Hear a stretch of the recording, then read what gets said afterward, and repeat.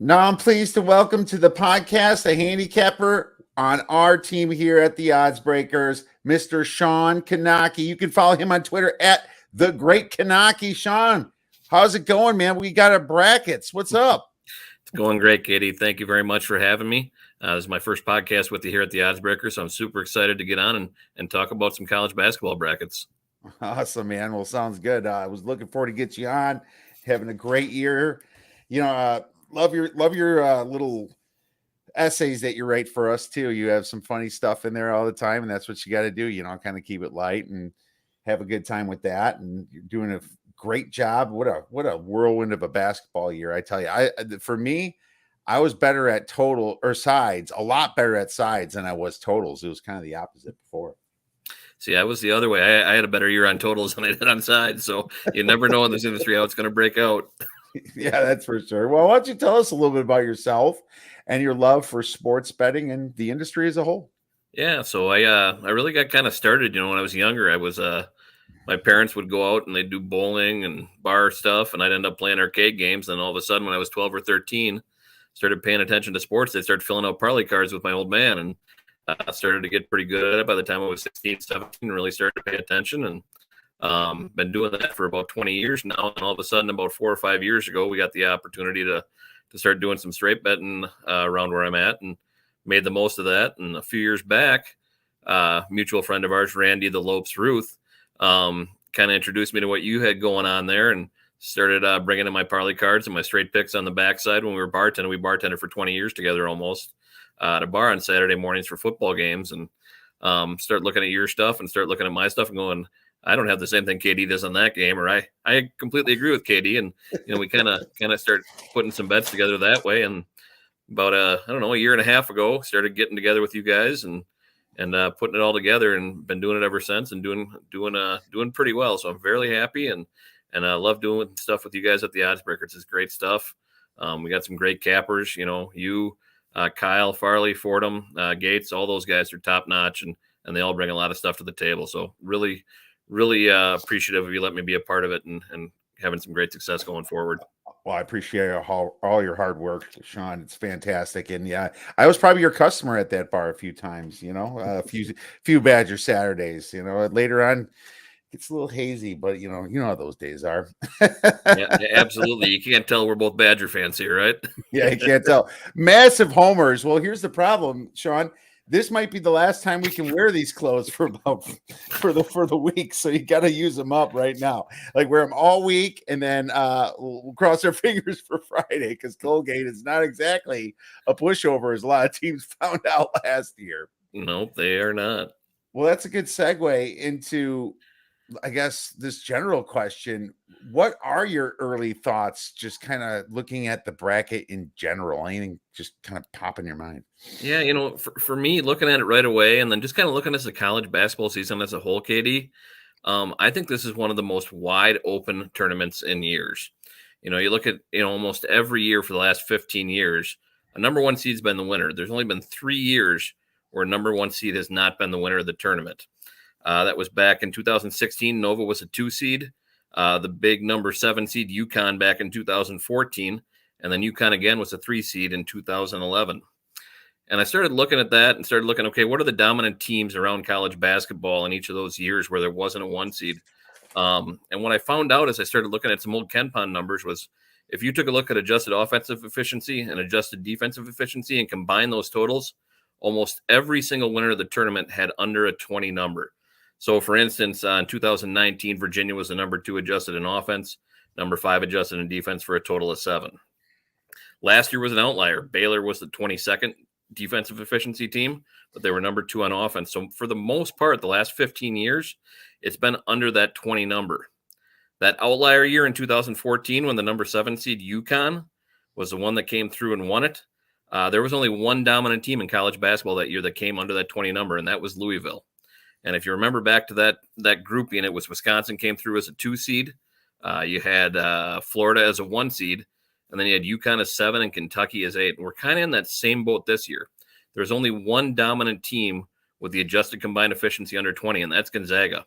So I think as you look at all those teams, that are 2, 3, 4, 5, 6, 7 seeds, there's going to be some opportunity for those teams because every team besides Gonzaga has a weakness, whether it's on the offensive side or the defensive side. And that's really true all the way from number 2 down to number 40 in the KenPom rankings that are in the tournament. So I think it's wide open. I think there's a chance that we could see some high seeds making some upsets and making some deep runs in the tournament. Wow, that's some good analysis you got there. It's funny. You always hear about the teams that are in neither the bottom 30 in offensive efficiency and defense, and those are massive fade teams. And guess what team shows up in that department? Number 3 seed Wisconsin. Yeah, over 30 in both, actually, in offense and defense. What's funny? According to Ken, and you can make this argument, should you seed the by strength like KenPom, which is a much better power rating than the AP poll and the committee does, or do you seed it because they have a bunch of quadrant 1 wins? Any Badger fan knows that we play down to our competition. I mean, just against Nichols State, 71-68. What the hell happened? It's like when one player goes bad, and that's Jonathan Davis, we could be just like a complete bottom 200 team. It's just crazy. And Wisconsin, the reason we're so low on KenPom is because we play so bad when it comes to the other teams, but we get lucky a lot and just happen to beat a lot of good teams. Man, it's just, I don't know, intestinal fortitude. When we beat Iowa, I remember watching that game. I was like, man, we can't miss. We just can't miss a shot. Now you look at what happened with Purdue playing them. Well, they missed a lot of shots. A lot of them. Yep. And same things with Virginia Tech. And, it's funny. A lot of, and this is kind of going to my general thoughts on this bracket, Shawn. I don't think anything sticks out. There's no great team. I'm not believing in Gonzaga this year. No. I think Gonzaga was better last year by a decent amount. I like Chet Holmgren and the new addition, but he's so skinny. And when they play against the bigger teams, they lost. They lost against Duke, right? Yeah. They lost against Alabama. It's not like their non-conference was that long. They beat UCLA. UCLA little fraudulent. I'll give them some props. I guess they took care of Texas and Texas Tech, but that was early in the season, and Texas Tech certainly got a lot better. So I am not buying any team, Shawn. That was kind of my initial thoughts. Yeah, I think we're both in agreement there. You look at the second round, Boise State sneaks out and gets Gonzaga, and who they struggle with just recently, a team that slows it down a bunch. So, with St. Mary's, Boise State's going to try and grind it away. Do they have the same talent? I don't think so, but you never know if they run into a team that can slow them down a little bit. Yeah, they do have a little talent down there. They had a couple big guys that I like on Boise. We were on Boise yesterday, so I was happy about that one. So I'll tell you this about the break. I like the potential rematch between Gonzaga and Duke in the Elite Eight. I just like getting one of those teams out of the way, right? I don't want both in the Final Four. The hell with Duke. Yeah, if I had to pick one, the Zags haven't actually gotten to the mountain yet, right? And they've been around doing this for 20 years, starting as that 10 seed way back, and I think it was 99 or 98, and they haven't gotten to the top of the mountain for as talented as they've been for the last 10 years. So if I had to pick one, I definitely want the Zags to beat Duke, just from a personal standpoint. From a personal standpoint, I do too. But from a sports betting standpoint, I was that guy on Gonzaga 10 years ago. And now the whole freaking world is. So I don't like it. So it's like I'm fighting those internal demons. But I think that his coach, Mark Few, if he was coaching like Duke or Kentucky, sorry, Coach Cal, sorry, Coach K. They just sit there and do isolation, dribble, drive, pick and roll. I mean, that's it. There's nothing, and they're trying to get their stars, and they get double teamed, and then they have no idea what to do with the ball. I think the offenses of some of the other teams are run much better personally, and that's why I think Mark Few is probably the best coach in my opinion. I would agree with that statement. All right, so let's.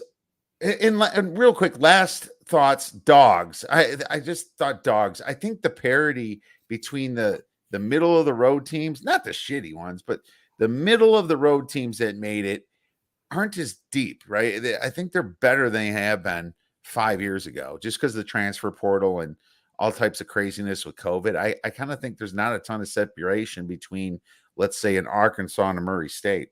Yeah. Definitely. I mean, you look at the transfer portal, like you said, Chattanooga is a perfect example. 10 years ago, they're walking against Illinois as a 13 seed, and they don't have the size to match up. Kofi's going to dominate still, I think, but they've got a couple big guys on Chattanooga that can at least compete with them. 10 years Yeah. ago, that wasn't the case. So, Yeah, that definitely wasn't the case 10 years ago. All right, let's move on to the next one. So now that we all love our brackets, we all know that we're going to be filling out brackets, and you're going to be filling out the Odds Breakers bracket, listeners. yep, I hope, please. absolutely. What other bracket games are out there, or just typical March Madness games that you like to play, and maybe enlighten some of our listeners on some new stuff? Yeah, so there's two of them out there, and I've been doing both of them for a few years now. The first one's a survivor bracket. It's similar to your NFL 16-week survivor.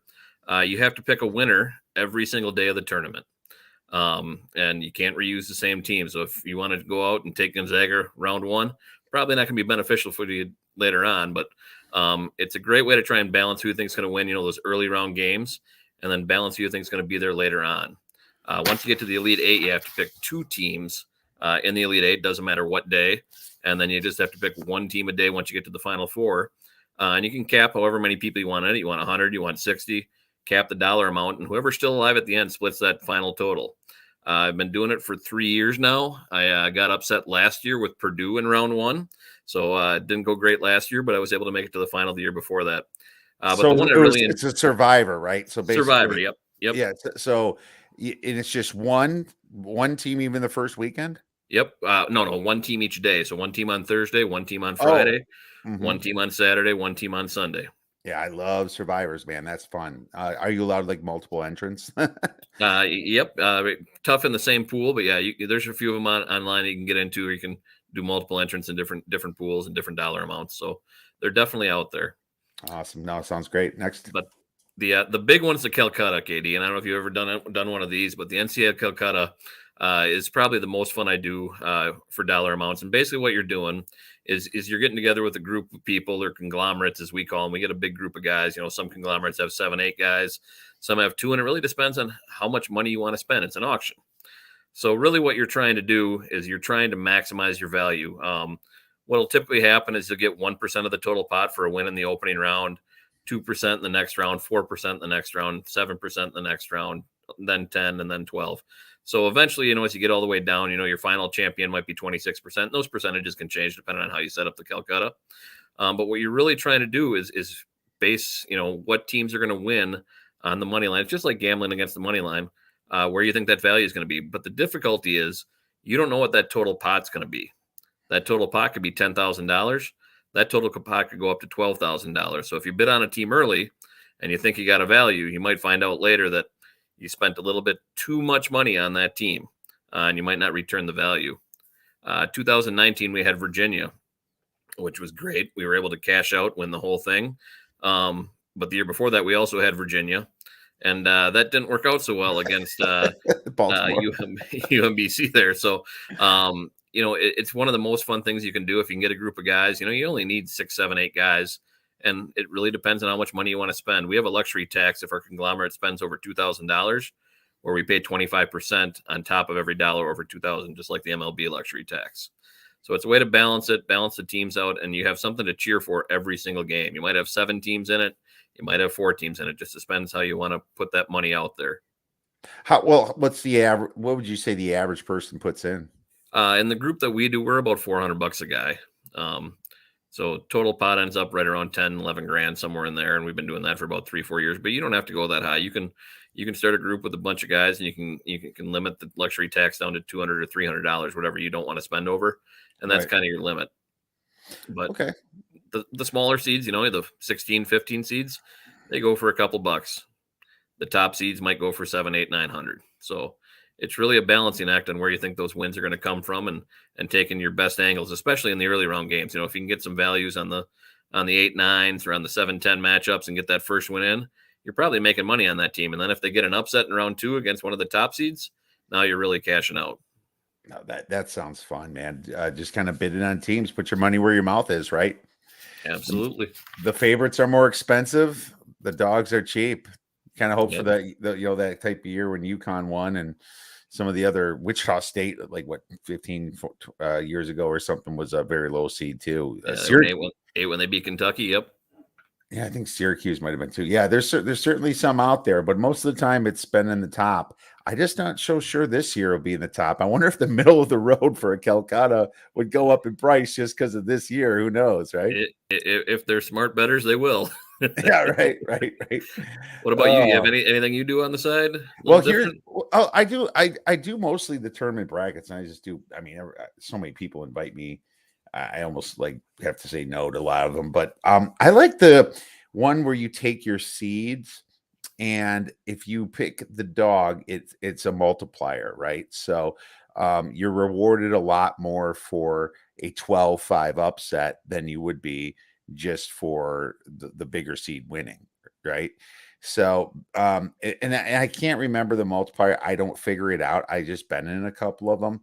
I think you take the actual number seed and multiply it by the value of like 2 for the second round, 1 for the first round, 2 for the second round, 3. So like if you have this 10 seed going to the final four, you don't even have to have the rest of the final four right. You're probably going to win the dang thing, Yeah, because it's multiplied so much. So that's a cool thing to do because it makes you take dogs a little bit more, right? It makes you yep, not take the one seeds. Eh, I filled out brackets many years. Here's what happens: you get there, you get all cute, then you bust the eraser out and you erase all the shit you did. Then you go back to it, and then eventually you're stuck with like 3 1 seeds and a 2 seed. So if you want to be like that, that's what everybody else is doing. You got to be somewhat contrarian. I had Baylor last year, but I got a little over contrarian, and I only took third.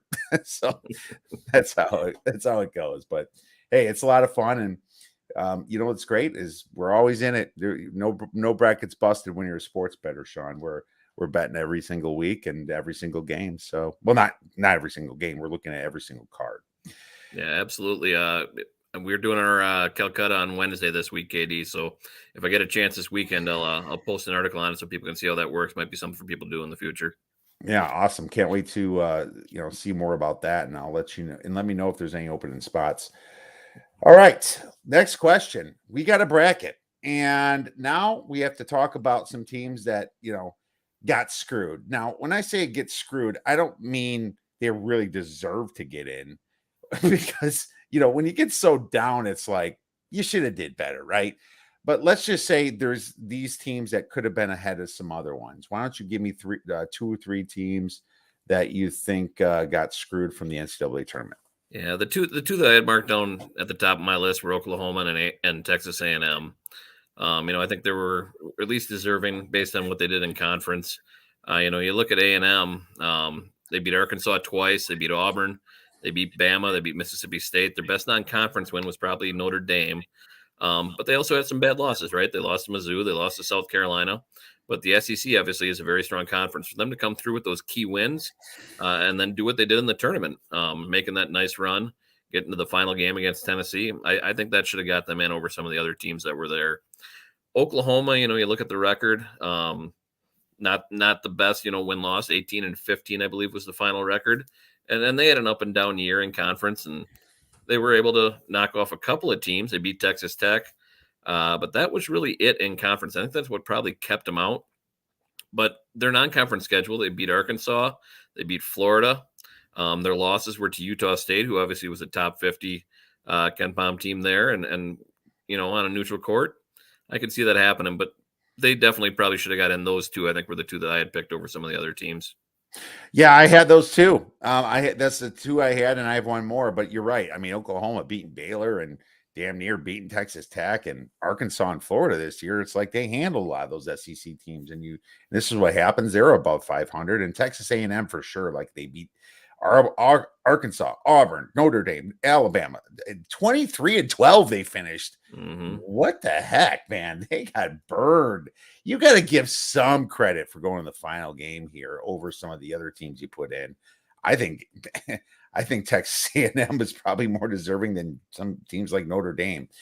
But the next one I want to say is Dayton. Okay, Dayton should have been the at-large team, and it shouldn't have been Wyoming. So we'll hint on the next one. Dayton beat teams like Belmont, Kansas, Miami, Virginia Tech. I mean, literally, did they have some bad losses? Yeah, in November, right?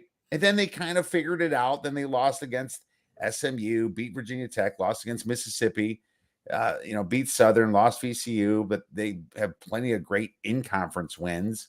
And then there's some just really bad teams ahead of them. So I'm a little angered about that one. Yeah, I was on the other side of that. I valued the Mountain West a little bit more than the A-10 this year. And I think that's why I kept Wyoming in there. I actually thought they could have been a little bit higher than where they ended up at 12. There were some other teams I thought were less deserving for sure, but Well, yeah, we'll get into that. Well, that's good. We'll get into that then. And apparently we'll have a little disagreement. yeah. Wyoming, I don't know why Wyoming should get in because they don't have any big wins in the non-conference. Their non-conference schedule looked pretty easy. I mean, what's the argument for them? Well, I think just playing in the tougher conference there, you're right. They didn't have a tough non-conference. They're two big games. Arizona, they got absolutely blasted by Arizona, and then they lost to Stanford by a bucket or two. But they also held their own in the Mountain West, which was definitely a better conference this year. They beat Boise, they beat Colorado State. So I think that went a little bit further for me than what Dayton did in conference, and I think that just that conference piece for me did a little bit more. The Mountain West I thought was really solid for the top 5-6 teams in that conference. Well, they lost 5 of the last 9 games They too. they did. They struggled down the stretch. Yeah, I'm not even seeing a top. That they lost to Grand Canyon too. Yeah, I got a favorite It's the Dayton in here. Lopes. That's the Lopes, baby. We love our Lopes. We love our Lopes at home. Forget them on the road. Forget those guys. So I'll just throw the last one in for Dayton. They finished well down the stretch, but they also lost to LaSalle too. So yeah, they have some stinky losses, that's for sure. And the funny thing about the committee, I've seen them ignore losses, and just as you had a couple good wins, they put some teams that were about 500 in the past.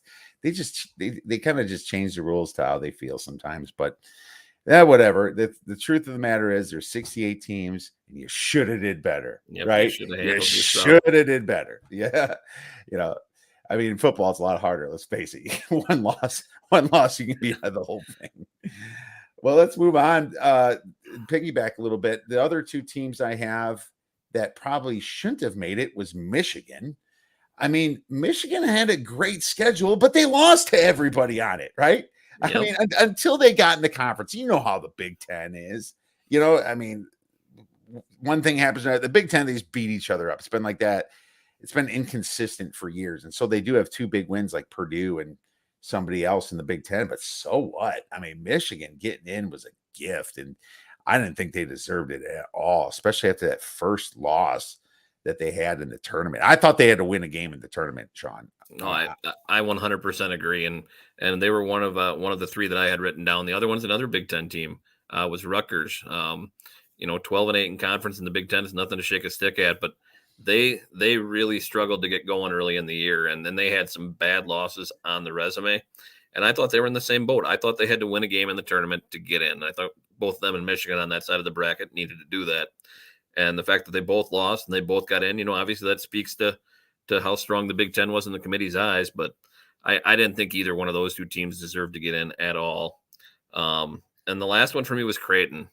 I don't understand how they ended up with a 9 seed, let alone barely, squeaking by. Yeah, they had some good wins in the Big East. But they also lost to the top teams that they played too. They got beat by Colorado State, Iowa State, Nova, Xavier twice. And they're getting in ahead of Xavier, who I didn't have on my bubble as a team to go in. But I don't think their resume was that great either. They won a couple games in the Big East tournament. But I just thought that Creighton was a team that had opportunity throughout the year to beat more teams in conference and win a couple games in the non-conference, and they didn't perform. So for them getting a 9, I thought was a little bit high, not only from a seeding aspect, but I thought they could have been a team that was out as well. I agree. And Creighton was my last one too. And now what I will say about Creighton is I loved how they did play in the tournament here. They took care of business against Marquette. They stuck it to Providence. They were dogs in both of these games, I believe. And then Nova's Nova, and they only lost by 6 points. And it was just fantastic defense. I mean, this Greg McDermott, yeah, he's always gets this team up in the right time. It seems it's just very interesting to me. But their non-conference was terrible. I mean, they lost to Colorado State, which was the only top 50 team. No, two top 50 teams, Iowa State and Colorado State. They both lost to them schools, and BYU, that win didn't age well. No, not at all. They're not a good team at all. They lost to Arizona State by 1. That's not good. And then here they are in the dance.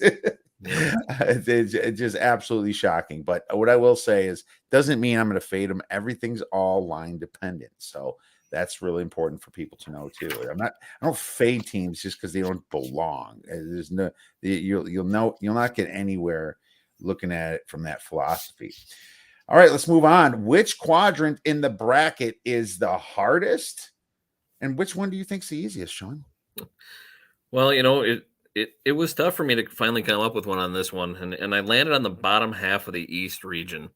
I think that's probably the top number 2 team with Kentucky. St. Peter's actually was one of my best plays down the stretch. I hammered them quite a bit over the last few weeks, and they turned some good cash for me. But I don't think they match up well with Kentucky. But everybody else is going to come out from there. You look at their 7-10 potential matchup with Murray State and San Francisco, and you got 2 teams. Obviously, Murray State with the best win-loss record around. Ohio Valley's not that strong, but they've been hammering almost everybody in there. You look what they did to Belmont, the second best team in that conference, a few times.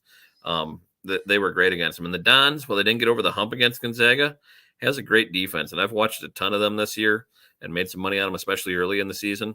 And that team can compete with Kentucky. They're big, they're fast, they're strong. I can see them giving Kentucky a game if they get past Murray State. You look at the other 2 teams in that quadrant that can make some noise. Obviously, Purdue. They don't have it easy against Yale. They've struggled defensively. Yale does a lot of pick and roll at the top, and that's something Purdue obviously struggled with yesterday and a few games this year as well. But they're a solid team, especially on offense, and if they score, they're going to keep up with just about anybody. And then I think Texas, Virginia Tech. Texas didn't get the W's when they needed to get the W's, right? But they're a solid team with a lot of big-name players and a lot of top recruits, and if they put it together, they could be tough. And Virginia Tech just rolled through the ACC tournament. So you look at all those teams, I could see any one of those teams besides probably Yale and St. Peter's coming out of that quadrant. So you think that's the East is the strongest? Yeah, the bottom half of that East especially. Yep. Okay, cool. No, that's not terrible. I looked at that one. I think you could. There's an argument about the top 2 seeds I'm going to make later, but Murray State is a dang good 7 seed and San Fran's a dang good 10 seed. I was kind of bummed out that they're against each other, to be honest with you, Shawn. Yeah, I was too. 2 mid-majors and they got to battle out right away. Yeah. I wanted to see them get past a big school, but they didn't get rewarded with that. They got to play each other. So unfortunately, that's the big first game with them is against each other. And before the bracket comes out, you have these teams you think in your head that you might want to be on, depending upon the line. And this situation was brutal. I do have a pick for this game, but we'll get into that another time. My hardest quadrant is for sure the South quadrant. Okay, and not because of the 11, 12, 13, 14. It's because of the top 5, Shawn. Arizona number 1, Villanova number 2. Tennessee number 3, Illinois number 4, and Houston number 5. All these teams could be a 2 seed or better, right? Absolutely. Illinois won the Big Ten. Houston is number 4 on KenPom. I mean, that says 1 seed, right? If you're going by that. And then Tennessee, look what they just did in their tournament. And then look at what Nova just did. Arizona, oh my God. This bracket is absolutely brutal, and it's in the bottom half is the one that's really, really bad. I mean, obviously Arizona's got to get to the Sweet 16 to face Houston, but still, man, this is I think this sets up better for Arizona up top. But when you look at Nova and Tennessee right there, we also have a sneaky Colorado State team. I don't know if Ohio State can actually get up, but we'll see. This whole thing's pretty messy. No, I agree. One of my picks a few weeks back, and I feel pretty good about it, was Tennessee. I put a small chunk on them to win the whole thing a few weeks back, and their odds have come down significantly since then, obviously. And their defense is solid. No, for sure. So I'll go with that with the hardest. The easiest, I'm going to go with the Midwest. Okay. And the reason that is because Kansas, I think, is a little bit fraudulent. I think Kansas is great that they won their tournament, but hell, before they came into the tournament, that was the last team I wanted to bet on with their odds. And yeah, Self did a great job, and I still keep remembering their stinky losses and the times they don't show up on the road. I think they're a little bit of a suspect number one seed based upon their defense. And number two, Auburn. God, I loved Auburn back about in mid-February. Yep. Ever since then, they've really crumbled, and I don't know what happened to this team. Maybe it's just they were so hot during the year they needed to cool off. But this could be a dark horse to go to the Final Four for sure. I wouldn't call it dark horse as number 2 seed, right? But one to break the Kansas. And so the good news for Auburn is they get our Wisconsin Badgers as a 3 seed here. If they even make it, who knows? But I mean, Wisconsin's got problems, and if Johnny Davis is cold, that team could lose to anybody. So Absolutely, it's real beneficial for this bracket. And what's great is Iowa's there for them up top. Now, Iowa's not. I think they're underseeded. They should have been a higher seed, like a 3 or something, right? But at the same time, they have an easy path if Kansas is garbage against them. So, not that Kansas is a garbage team, but look at what Iowa's been doing lately. Yeah, we're in agreement on the weakest quadrant here for sure. If you looked at this quadrant, like you said, mid-February, and you went, okay, Kansas, Wisconsin's on fire, dominating the Big Ten. Auburn hadn't had their big losing skid going, and then your number 4 seed's Providence. And they've really fallen off lately. They are currently, I believe, the luckiest team in the metrics, and deservedly so, even above Wisconsin. So you got 2 of the luckiest teams at the 3 and 4. Auburn hasn't been playing great. They've struggled against good defenses. I agree. I think Iowa could make some noise there. I think San Diego State could give Kansas a game, to be honest with you. They're big enough to play with them. They play a good enough defense. But then they'd have to, beat Creighton, who we just talked about, and you never know how that's going to turn out. But I agree. I think that part of the bracket is wide open. Yeah, 100%. Sounds good. Glad we're in agreement on that one. So let's talk about just the seeds real quick. Do you have some teams that you thought have some bad seeds and maybe have deserved better? Yeah, I looked at a couple of them at the top, or top teams, really. One of them you just mentioned was Iowa. The team played good during the Big Ten. They had a couple of stinkers along the way, but I think it was really Penn State was the only big one. Everybody else they lost to, Wisconsin, Rutgers, Purdue, Michigan, in that game, by 5, and then they turned around and walloped them the second time at home, or excuse me, on the road, and lost by 2 to Illinois before running the table in the Big Ten tournament. And they had to win 4 games in 4 days to do it. And for me, you look at that and you get a 5 seed, and I don't think that's really well deserved. I think they could have been a 3 or a 4 for sure. The other one's Tennessee. You look at the guys who ended up on the 2 line with Kentucky, with Duke, Nova, and Auburn, and I think they definitely could have been ahead of both Auburn and Duke on that 2 line. To do what they did in the SSC, which is arguably the hardest conference in the country this year, and then to win that tournament, I think they definitely deserve to land on that 2 line. And those were the 2 biggest snubs for me. Number 3 was Colorado State, and at 25-5, obviously the record's there.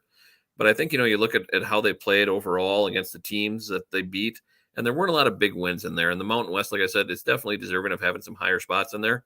But I don't think that it'd deserve to be 2 lines above both Boise State and San Diego State, who they struggled against during the season. So I thought the 6 seed was a little bit high for them. I could have seen them coming in closer to that 8-9 line. San Diego State beat them twice. So they deserve worse. That Yeah, kind of goes into my word. The next question was which team deserves worse. Jumping ahead, sorry, yeah, KD. no, that's okay, buddy.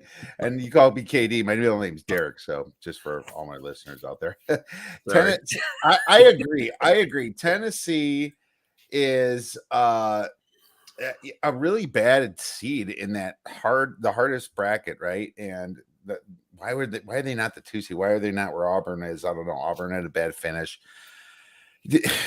I'm so conflicted between Kentucky, Auburn, and Tennessee because I can make arguments for all of them to be a 1 seed. Yet how do you put them all up there? It's like I would have been fine if they flipped Baylor and Kentucky. I think that Baylor with the injuries, because the committee factors in injuries, right? they should have looked at Chamu Chachua being out, right? Yeah, absolutely. And I think that's huge. And their depth is big as isn't as good as it was. And hell, remember Mitchell last year? He was great, and they lost those two guys, Butler and Mitchell, last year. I just think that they're not a one seed. I think that Kentucky or Auburn or Tennessee should have been a one seed. So that's just my opinion. Two SEC teams should have been a one seed. I have Iowa, of course. Duke actually got a bad seed, in my opinion, because they were slated to be a one seed this whole year. And yes, the ACC sucked, but now they got Texas Tech in their way. And Mhm. I think Texas Tech might be the best 3 seed. So, Duke's got them, and then they got Gonzaga, the whole number 1 seed. I think they kind of got screwed. Yes and no, but who do you replace on that line? I can see Kentucky moving up. Duke losing to North Carolina, and then getting beat by Virginia Tech in the final there. I just couldn't put them on the one line. But you're absolutely right. Having to play Texas Tech and potentially a Sweet 16 matchup, they definitely didn't get rewarded for their overall record and what they did. Yeah, for sure. And I actually thought Boise State got kind of screwed at the 8th seed. Yeah. Yep. Because look what they did this year. They won their regular season, they won their conference tournament, and they have some decent wins in the non-conference. They unfortunately, some of the teams they play in the non-conference were good before them, but not good now. So that didn't help them. But they scheduled for it previously. I just think that Boise State should be a 6 seed, in my opinion, 6 or 7 for sure. And now they're playing a Memphis team that's healthy. That's not fun. And obviously Gonzaga next. So yeah, Like I said, I think Colorado State and Boise or San Diego probably should have gotten swapped out there somehow. But I'm going to quick say that Virginia Tech is better than an 11 seed. I'm not saying they deserve to be higher, but they're also not as good as that they just showed. North Carolina was 3 for 24 shooting the 3 against them, and Duke was 4 for 20 shooting the 3. I mean, they're open threes. They just kept missing. right. It's just like if they played a normal team, it would have been more competitive, like a team that's just having an average day. Those two teams had bad days when they played Virginia Tech, but I still give them props. I still think Virginia Tech is probably a 9 seed or an 8 seed, in my opinion. So, question for you: Do you think they get in if they don't win the tournament based on their seeding?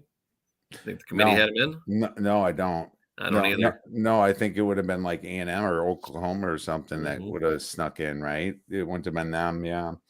So, I mean, it's a good thing that they did it. The committee was definitely against them. I was against them too. It was wrong. So there you go. Which teams have and so deserve worse? Like you already gave us one. I think, like I said, Baylor flipped those two. They should be a 2 seed. I think Wisconsin deserved worse because they're the 3 seed and they're at home in Yep. Milwaukee. And yes, the quadrant 1 wins are great, but still, you got to go somewhat by the power ratings, by the Ken Poms and the Torviks and the Haslametricses. In my opinion, I think that Wisconsin's fortunate because they're going to be in Milwaukee for the first, and if they get to the Sweet 16, they're in Chicago. Yep. It's perfect for them. It sets up right in the Midwest. It's a blessing for them, but they could drop it to anybody. I don't know. Who knows? LSU is fortunate to play against Wisconsin. So I put them down. They're fortunate to get a bad Wisconsin team. Miami's a fortunate 10 seed, I think, against USC. I mean, if you're a 10 seed, USC has just been looking pretty bad lately. And I think Miami might have an outside shot versus an Auburn, right? If Auburn keeps playing the way they've been playing. So I think Miami's got a fortunate for a 10 seed. It's fortunate. And North Carolina and Marquette at the 8 and 9 is pretty fortunate too. North Carolina was out of the tournament a couple weeks, like 2 weeks ago, I think. Yep, I agree. And now they get the weakest number 1 seed in Baylor. So Marquette and North Carolina fortunate there. Marquette got in based upon their non-conference too. So let's move on to the next question then. Have you looked at any home court advantages yet? And I know it just came out, so if no big deal if you don't have any. Yeah, there's a few out there. You mentioned one just now, and like you said, Wisconsin could show up Jekyll and Hyde any day of the week, but they don't have to get on a plane until the Final Four if they manage to keep rolling.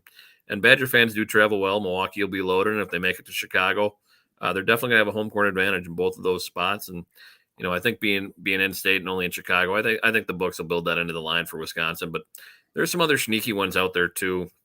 One I marked down was Buffalo, and Arkansas really got kind of screwed going into Buffalo here. You're 6 hours away from both Burlington, Vermont, and from UConn on stores, but they're gonna have to be the road team against both Vermont, and then if they get by them, probably against UConn. And I think Arkansas has played very well. They're a good defensive team, but matching up against Vermont isn't going to be an easy task for them, especially with the crowd against them. And like I said, if they get by that, they're rolling into UConn. So who knows there? The other one that kind of got a little sneaky is Davidson going down to Greenville. Michigan State's going to have to play them in round one. Michigan State's looked, just like Wisconsin, Jekyll and Hyde. Who knows which team you're going to get at any day? And Davidson's a few hours away from home there. So I think, having that Greenville, South Carolina could be an advantage for Davidson there. Good call. Yeah, Davidson, very close there. I like it. That Davidson one I didn't have written, so thank you for that. Vermont, I didn't think of either. So great one on that. I have Duke because they're going to be playing in South Carolina. Now, first, I'm not going to mention the 1 seeds because they're already placed pretty much, obviously, Gonzaga's playing in Oregon, right? But Ohio State and Pittsburgh is definitely one. Pittsburgh, not far from Ohio. Cleveland, not 2-hour drive or something, 2-3 maybe. Yeah, it's very close. So I mean, there's gonna be a ton of Ohio State fans there. So think about that. And if other people start thinking about that, that line might move too. Even though Ohio State's a very tough team to bet on right now.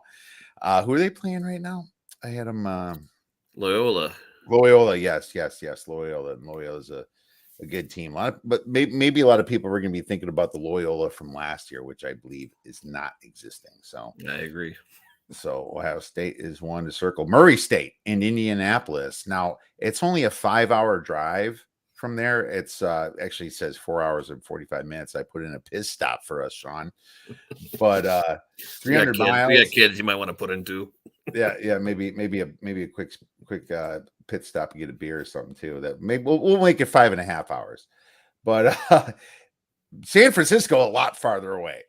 Absolutely. Yeah, Murray State, I can see their fans showing up in droves because they've been kind of building up their program over the past 5-6 years. Wasn't it John Morant that went there, I think? Yeah.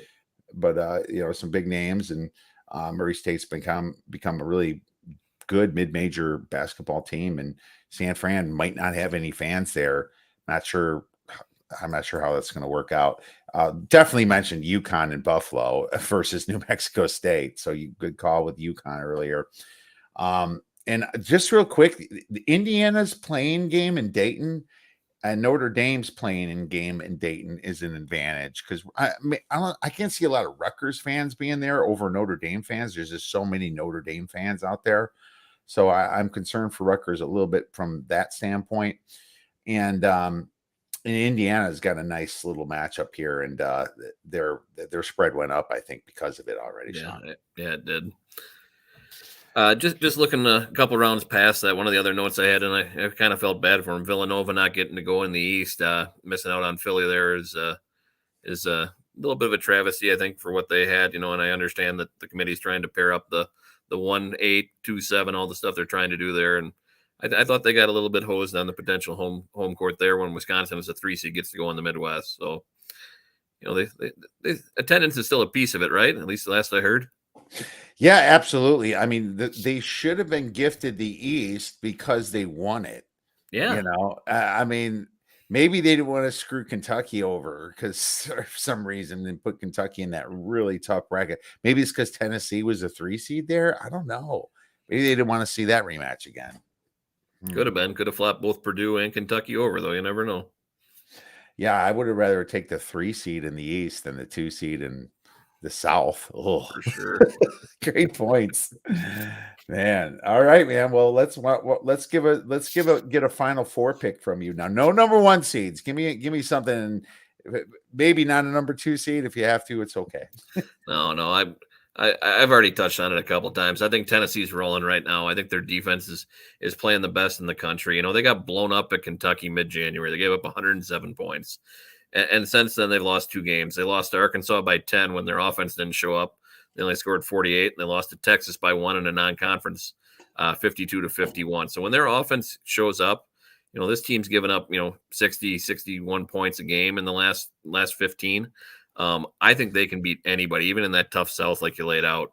Villanova is going to be a slow down, drag it out game, right? But I can see Tennessee shutting them down and keeping them under 60 points. And then they only got to get to, 62, 63 to win it. They're the team that, like you said, it's probably that hardest bracket, but I don't hold a lot of weight for the Pac-12. I think Arizona is fraudulent a little bit. They haven't had a lot of big wins, and they have rolled through the Pac-12 with one other good team. UCLA is the only other team in the Pac-12 that could make any other noise in the tournament. I don't see USC doing anything here. So I think Tennessee is going to be my long shot pick. It is the toughest region for you. It's not for me. But I just like the way they're playing, and I think their defense can carry them all the way to the Final Four. Oh, fair enough. I'm going to go. Well, here's the thing. Tennessee, they already burned a bunch of tickets because there's people fading Rick Barnes, right? Well, that didn't work out well, right? Apparently, Rick Barnes is maybe got this team together. So that narrative, of course, if they lose their first game or two, people are going to be like, there you go, Rick Barnes. But who knows, man? I like Texas Tech as a 3 seed getting in. And the reason that is because when you see Duke get D'd up like they did against Virginia Tech and a couple other times this year, they can have a stinker, and they're going to have a tough game against probably Michigan State, most likely, maybe Davidson, right? And then they get to the Sweet 16, they get their break, a few days off, 3-4 days off, whatever it is, and then Texas Tech coming on in. I like Texas Tech, and I saw the way they beat Iowa State, and they destroyed Iowa State, and they're just a well-rounded team. And I feel like they're kind of on a pissed off revenge tour, Shawn. I feel like they're like I feel like they're angry because their coach left them last year and went to Texas, right? Even though their coach, I think, went to Texas, it's kind of like he went there, but still, it's like as a senior there, you're like, man, the dude's been with us. Let's go win it all, So that's kind of the way I think they play that card. And like I said with Gonzaga, I think they're possibly a little bit fraudulent. Did Gonzaga play Texas? Oh, Gonzaga played Texas, not Texas Tech. That's Texas, yeah.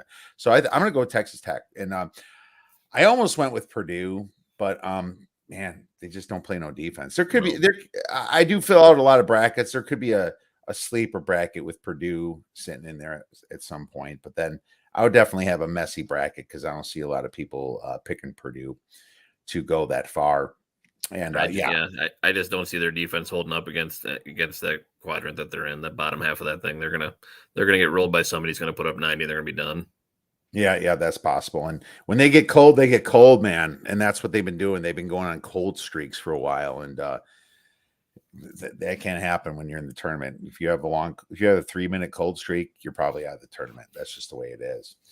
So great stuff, man. That's that's a lot of information for this tournament. I'm really happy that you talked to us all about it. Where could our listeners get your great information in place? Yeah, so I'm available at theoddsbreakers.com. You can find all my plays there. Log in, become a member, get the free email, and then there's premium plays available for myself and a bunch of other great cappers. You can find me there. On Twitter at the Great Kanaki. I'm available there.